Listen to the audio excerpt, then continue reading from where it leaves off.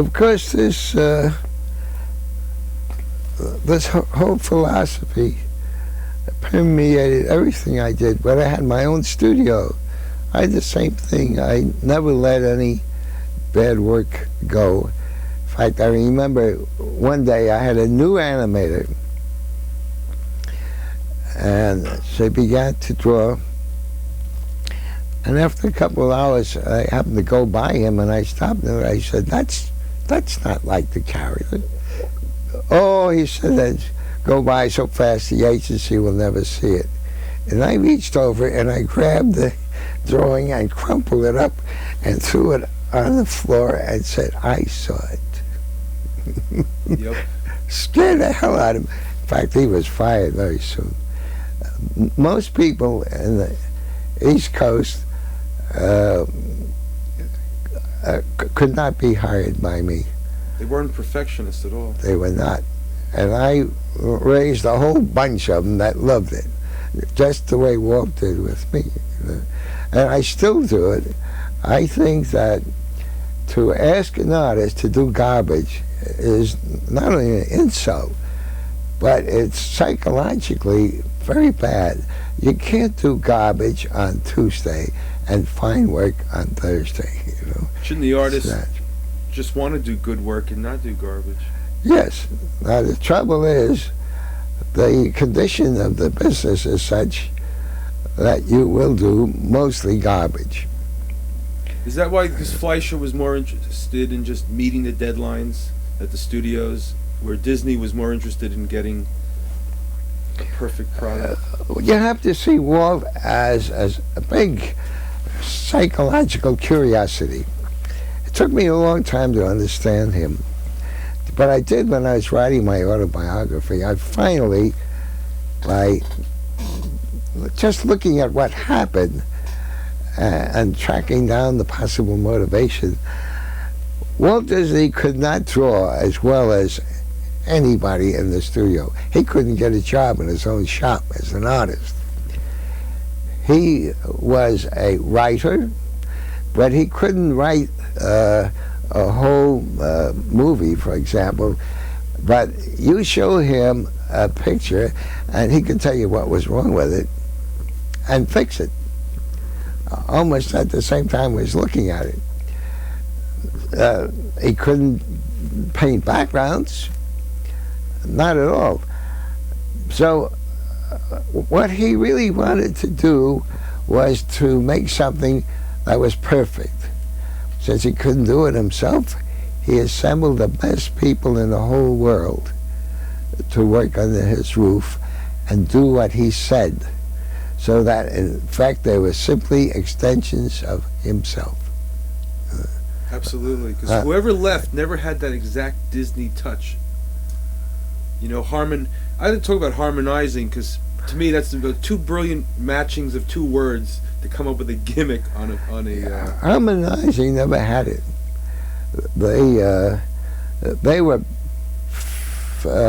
one step ahead of Max and Dave. I mean, they just never had it. Now, what they relied on, very interesting enough, was production value, where Columbia would put 3 frogs in a line and make them do a dance. Harmonizing would put in 20. They really thought by piling on all this extravaganza, they would make a superb movie. It's interesting how each person finds his own métier, on the screen, and there it is, glaring, maybe weak, but he can't see it. It's him. Were they a team? Harmonizing, yes. Yes, they were, for a long time. I never met either one of them, oddly enough. Yeah. They went to MGM right after Disney, didn't they? I don't know. I never was interested in their work, so I never followed. What about Grim Natwick? Grim Natwick is and was an old friend. He was the one who taught me how to do animation at Max's. He'd come over to look at what I was doing, and of course we had no idea, young as we were, how to do animation. So he would look at the drawings and say, well, that's pretty goddamn good.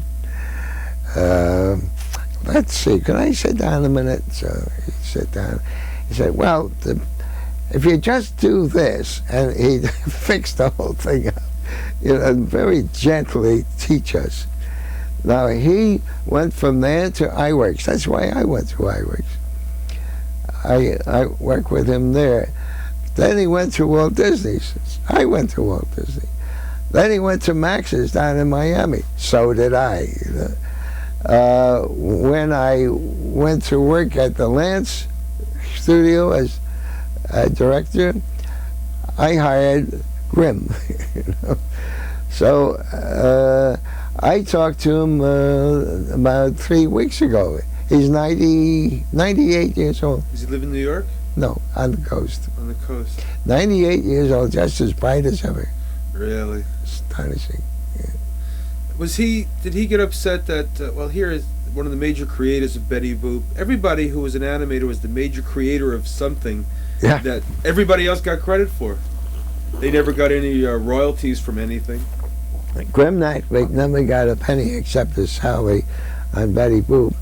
And Betty Boop has been making maybe $100,000 a year on dolls and things like that ever since. Hundreds of millions now.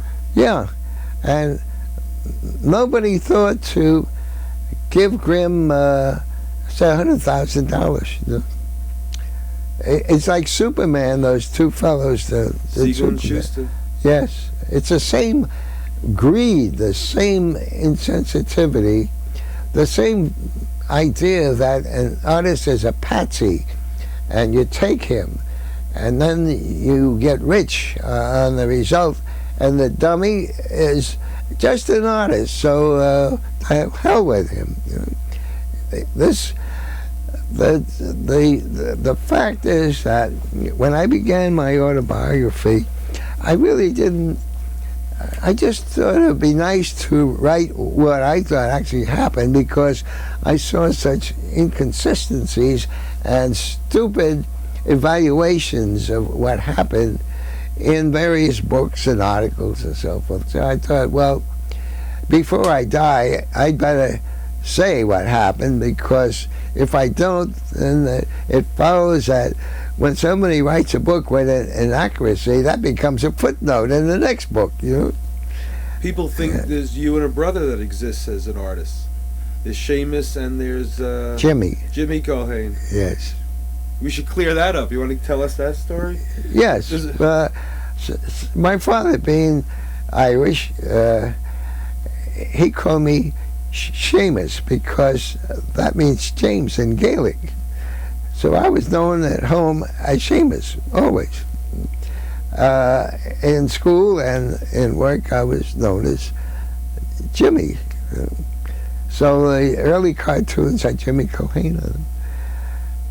When I was going to open my own studio, my ex-wife, Maxine, said, she called me Shamus. She said, why don't you change your name to Shamus, because that's so memorable. Jimmy is nothing, you know. So I did. I started Shamus Culhane Productions, and never used Jimmy. The only people who call me Jimmy have long white beards. Or a cricket. Yes. So that's how that came about. But it has confused a lot of people. You know, it's interesting when you said you start your own company here. When you started your own, I don't want to jump right off into television yet. There's a few more questions before your TV and your own production. Sure. If I can talk about Ub Iwerks for a second. Here is a man who created Mickey Mouse for Walt Disney, and he did, and was part of Disney. Then goes out on his own, and then has to come back. Right. How is that? I mean, the reason he came back is Walt was in many ways a very cold man. Very cold. He could do things rather inordinately cruel. as well as all these beneficial things. So Iwerks went broke, of course. And then people gave him work. Harmon and Eisen gave him a couple of pictures to do, which he did here and there, but I think eventually he was penniless. When he was penniless, Walt hired him. Now, Walt knew his value. His real value was as an inventor. And that's what he was at Disney from that time until the end of his days. He was an inventor. But what he did was marvelous stuff. From small things to big. He had ideas about everything. However, Walt never talked to him again. Never. No hello in the hall. Never. Walt had a memory like an elephant. He can remember every slight, everything. He never forgave. Never, no. How did Iwerks feel about that? What was his reaction? Iwerks didn't give a damn. He was just glad he was working and doing He stuff. loved his work. He had endless supplies and money. He could do anything he wanted. He was in heaven. What did he care about Walt, whether Walt showed his eye tooth when he went by? But if Iwerks stayed with him and didn't leave, he would have been a multimillionaire and owned half of, almost a quarter of Disney. Yeah. So I don't think that bothered him. Like so many of us, he didn't care about money. You just wanted to do your art. Yeah. Well, I have the same feeling. I don't give a damn about money. If someone gave me an interesting job for very little money, or offered me a lot of money, which has happened, to do schlag work, I would turn it down and never miss the money. I don't care about money. I feel the same. And the funny thing is that I probably have made about as much money as anybody in this business who was an artist. I mean, I have a beautiful apartment that we own. We've traveled all over the world, and I've made money. Well, going into your apartment, I wouldn't think you were an animator at all. There's no, other than some books on the shelf, there's no major pieces of any animation. No. In there. Well, I didn't want to be an animator. I still mourn the fact that I was not, a fine artist. I mean, in your apartment, I don't see pictures of Betty Boop or... No, you see pictures I do, though. All the artwork that I've done at times. But it's very hard to do that and work.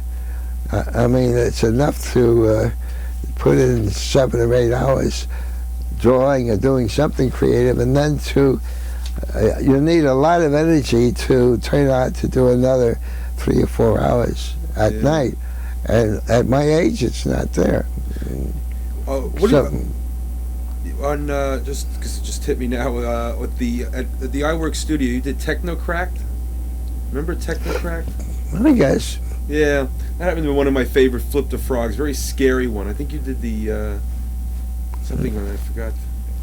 Well, let me ask. After Disney, didn't you go to Van Beuren? Before Disney. Before, what was it like at the Van Beuren Studios?